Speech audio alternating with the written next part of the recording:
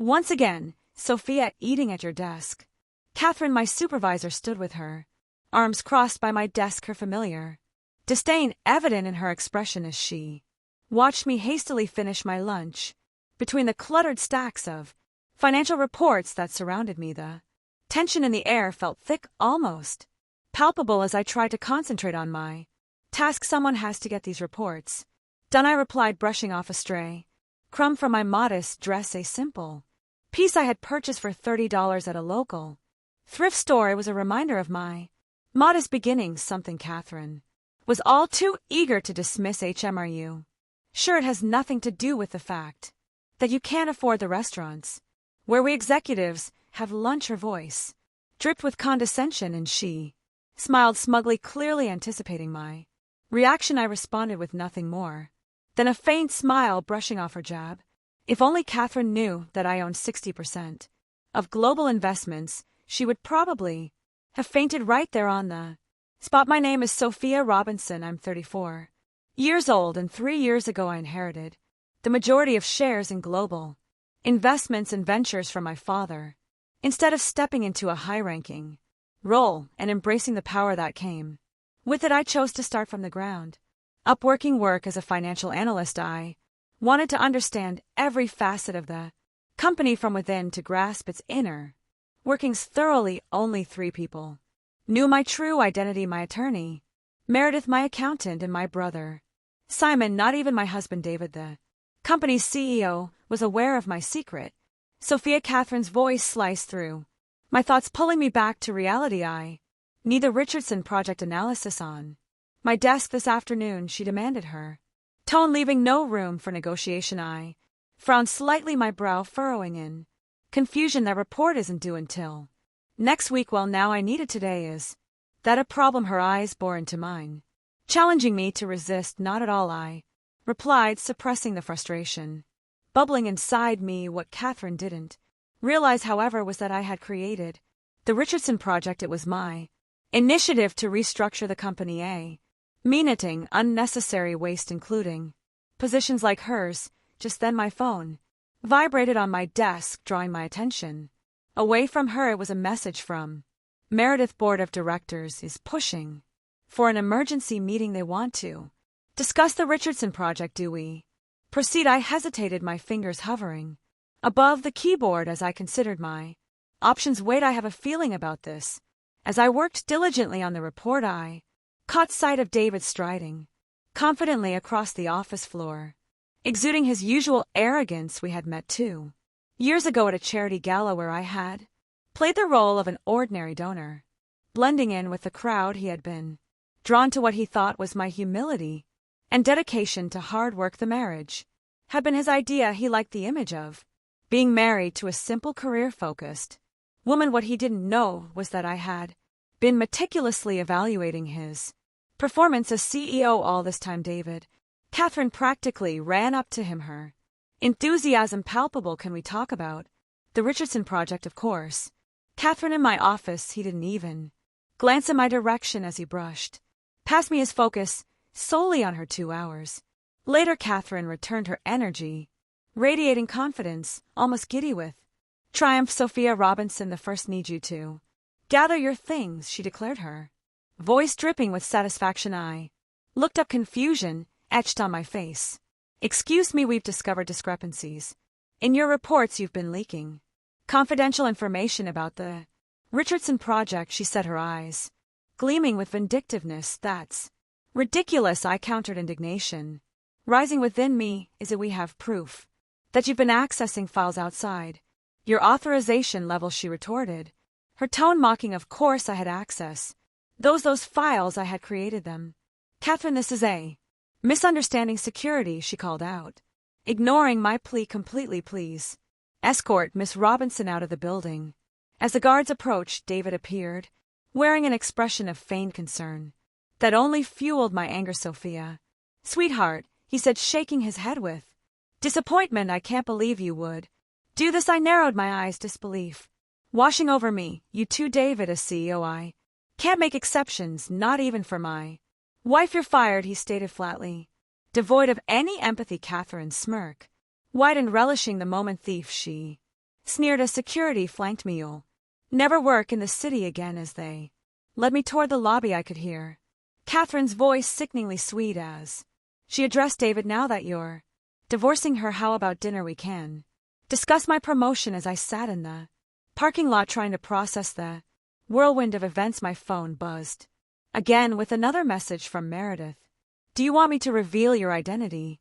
Now, not yet. Wait 2 more weeks. I want to see what else they plan to do. I replied, a sense of determination rising within me. I placed my phone down and started my carrot 2010 Honda Civic, another conscious choice, a nod to my downtown values. As I pulled out of the lot, a small smile crept onto my face. The emergency board meeting was coming, and sometimes the best revenge is simply waiting for the perfect moment. For the next 2 weeks, I remained in the shadows, watching as David and Catherine systematically dismantled everything I had built with the Richardson project. It felt surreal observing the very foundation of my work being eroded right before my eyes. The numbers don't lie. My accountant, a meticulous man named Henry, informed me over the phone, his tone grave yet reassuring. They've embezzled nearly $2 million in consulting fees over the past month, and those fabricated documents they're using to frame you,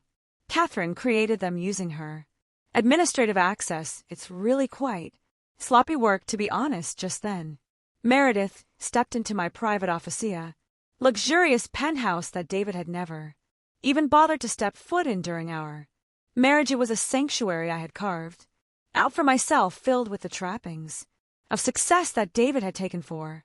Hit like on this video. Granted, the board is panicking, she said, dropping a stack of files onto my desk, the sound echoing in the otherwise quiet room. The Richardson project was their best shot at modernization, and they know it. Meanwhile, David filed for divorce this morning, citing unethical conduct and breach of corporate trust as his reasons. I couldn't help but laugh at the irony. Perfect. Everything is set for tomorrow, she asked, her eyes narrowing with determination. The emergency board meeting is scheduled for 10 a.m. All members have confirmed attendance, I replied, a sense of satisfaction washing over me. That night, as I sat in my office, my phone vibrated with a text from David.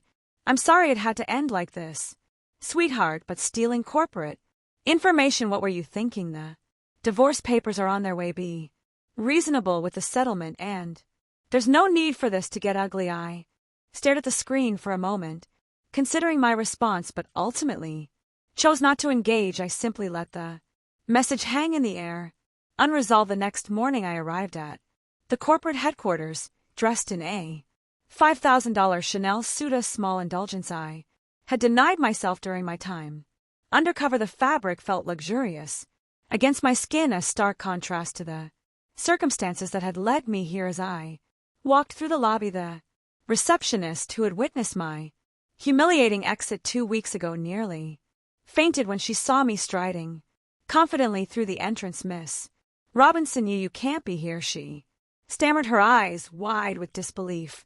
Actually, I replied, my voice steady. Check with security. I have a meeting with the board of directors in the conference room. Inside the conference room, David sat at the head of the long, polished table with Catherine beside him, looking more like his queen consort than an executive. The sight of them together made my stomach churn, but I held my ground. What is she doing here? Catherine shot up from her chair, her face twisting with indignation, her eyes darting between me and David. Sit down, Catherine, I said calmly, my voice unwavering. This concerns you directly. You can't give me orders. David, do something, she exclaimed, her voice rising in panic. David looked just as confused, confused as she did, his brow furrowed in disbelief. Sophia, the terms of your dismissal were clear. He began, trying to regain control of the situation before he could finish. Meredith walked in, pushing a cart stacked with thick folders. The atmosphere shifted as she entered, her presence commanding attention. Ladies and gentlemen of the board, she began, her voice smooth and controlled. Allow me to introduce Sophia Robinson, majority shareholder of Global Investments and Venture, and the legitimate chairwoman of the board. Silence enveloped the room, thick and tense. Then Catherine let out a nervous laugh, attempting to dismiss the Gravity of the situation, this is ridiculous. She's a junior analyst, eh? Thief, no, Meredith corrected smoothly her. Confidence unshakable. She is the daughter of Richard Robinson, the company's founder, and for the past 3 years she has been evaluating the performance of this administration. David turned pale, the color draining from his face as the realization hit him. But we're married. Yes, David, I said, my voice steady, unyielding. I married you to see if you were the leader this company needed. Unfortunately, you failed spectacularly. Catherine whipped her head toward him, panic etched in her features.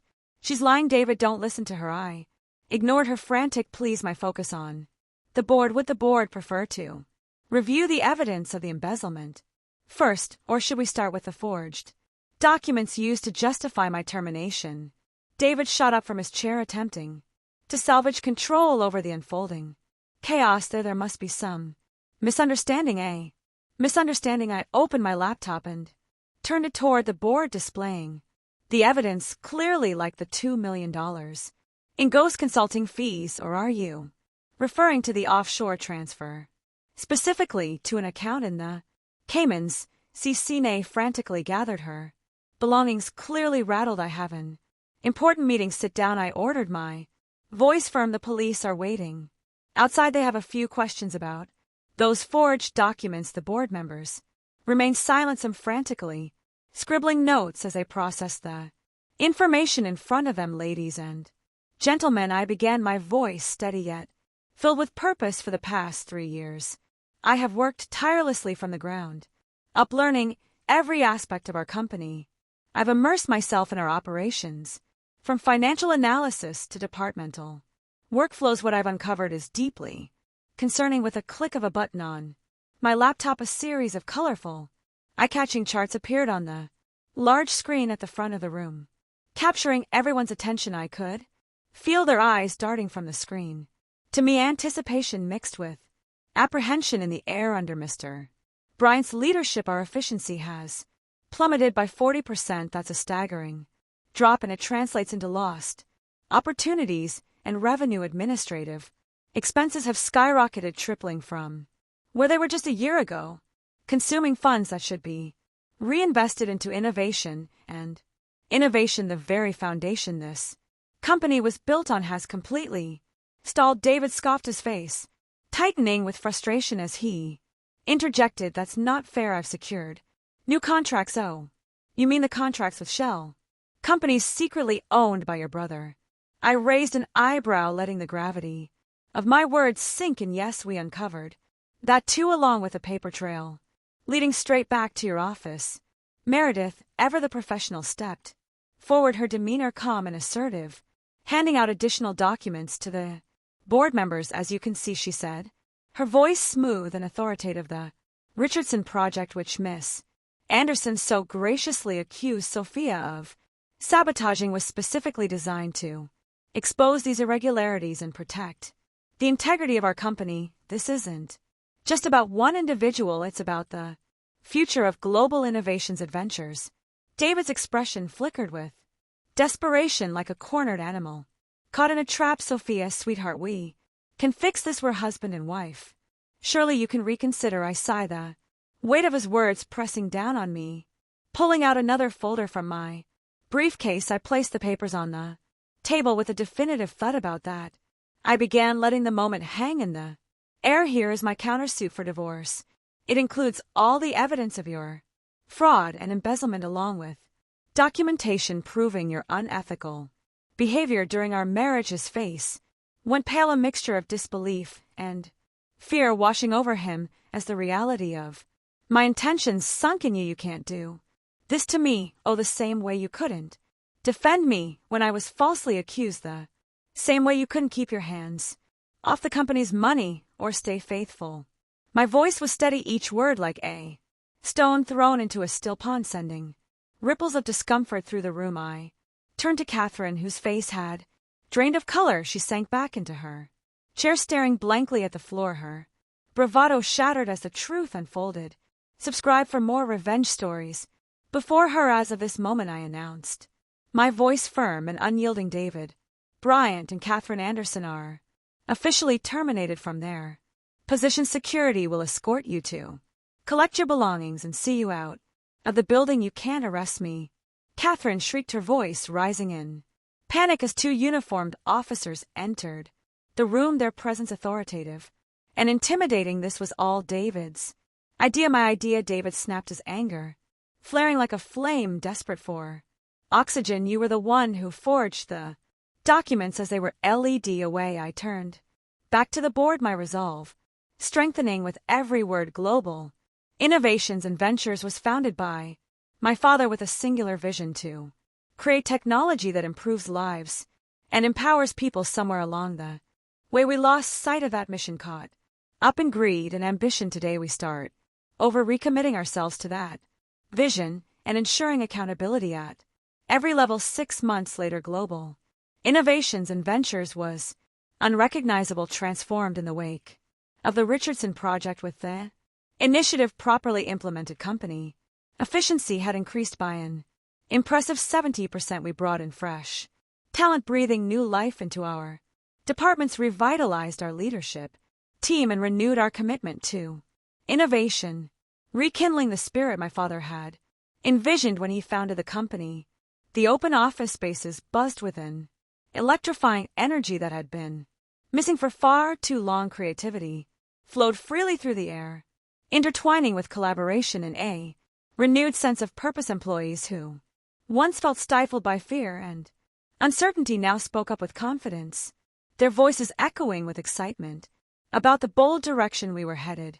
This was not just a workplace, it had transformed into a vibrant community, united by a common goal to reclaim our company's legacy. Meanwhile, David and Catherine faced the impending storm of serious corporate fraud charges, their reputations in tatters and their careers hanging by a thread. The gravity of their actions loomed heavily over them as their trial approached. Next month, the sobering reminder that every decision carries weighty consequences.